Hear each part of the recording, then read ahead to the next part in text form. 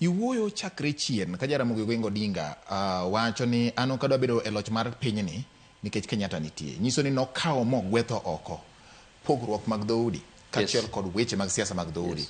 Mong'iyo ni wan Kenya achiel, wan piny matin ma korko chakore, nyaka wabed gi jatelo manyalo riwo oganda, jatelo manyalo nyiso wayo, jatelo manitiere koda tudruok malach, jatelo mong'eyo ni yodhe kanye. E kinde mag kampen mar William Ruto nowacho ni ma e sirikal madhi bedo ma siasa mag dhoudi idhi tiek chuth. E gwelo mar sirikal mokwongo ma en cabinet, ywak nobet ma jalupne oduogo wacho ni ma en sirikal mar jokanyo.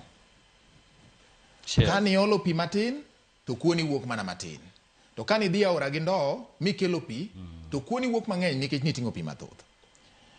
Sama ni ochiw thuolo ma owach ni gol oko jotend migepe te ma jotend piny otimo mano, oduogo ji ne paro ni idhi ne kata kuom joma odhi yiero ji 22 mobro yiero kaka jotend migepe obedo kod gima nyiso ni onge wach moro mar dhoudi.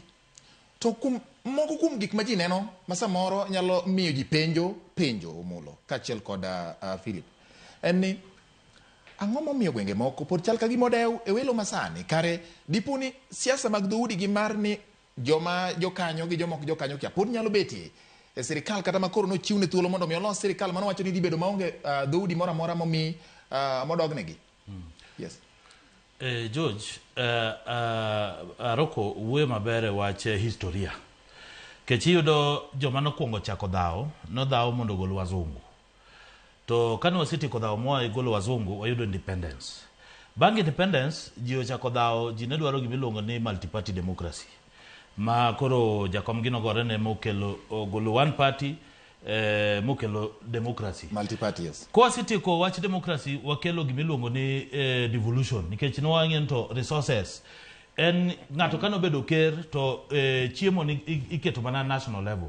Lakini oduogo kel gimiluongo ni devolution ma ji nigi county ma koro pesa itero oseke gwenge. Kaka inyalo tigi pesa.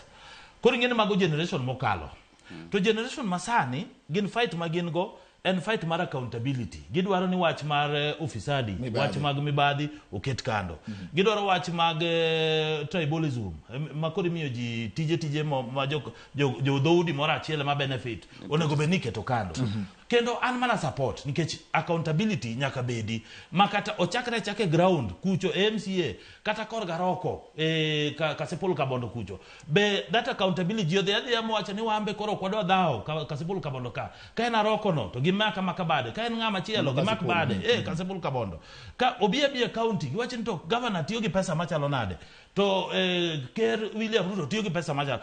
Koro jenzi nigi genuine concern but koro gimakethore ni gibedo ni gimiluongo ni formless, gimiluongo ni leaderless, faceless. Ing'eni koro jomoko kawo advantage.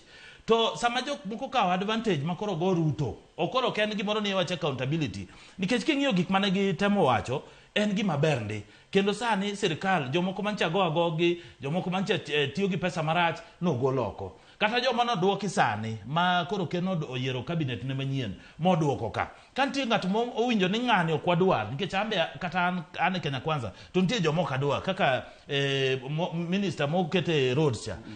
Ambe aonyono ok adwar, lakini nyaka ji ng'e ni ker nigi pache, oyiene ki katiba, Article 152, owacho ni the president shall appoint the cabinet.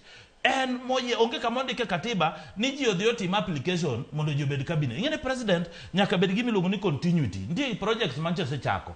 Jogi be nigin joma ber manyalo ng'iyo agenda mare mar bottom up cha. Jogi be nyalo konye. Kantie loan moko manche gise sign kata gik moko program manche gise sign.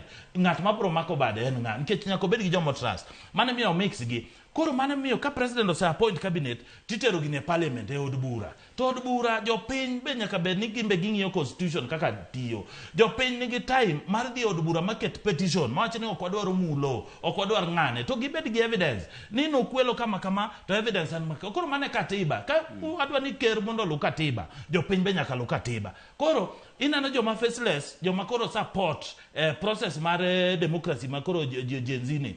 Gin to koro gipondo gidwano wago dhaw maonge nikech iwacho ni joluo osego dhaw maber ndi dhaw mar manyo rights gi makura dhaw mar cost of living dhaw mar democracy dhaw mar devolution dhaw masani en mar ng'a nikech sani ni neno ka no kero riembo cabinet jokocha jomoko governors moko makocha nosedhi ogolo buok wacho niya ni wadwa ng'iya ne list ni no wang'iya ne to jothurwa ka uketo ji adi koro ing'eno ka list kano wuok tiyudo ka koro list jomoko ni kocha nikech ing'iyo niya ing'ene ma political process ing'iyo ni koro jogi kopono ko agolo gi list ka aketo gi list ang'o mabiro timore kocha nikech joka bing'eyo jomoko nitie ma uti wuondre ne gin numbers koro ing'eno joka gin gidwa ni nyieno mondo wuogi mondo ng'at machielo kata jalupne okaw power to mane dhaw moko wadwa nikech wadwa dhaw man gi reason dhaw man gi agenda gi kuma wadhiye. All right, ini wacho matek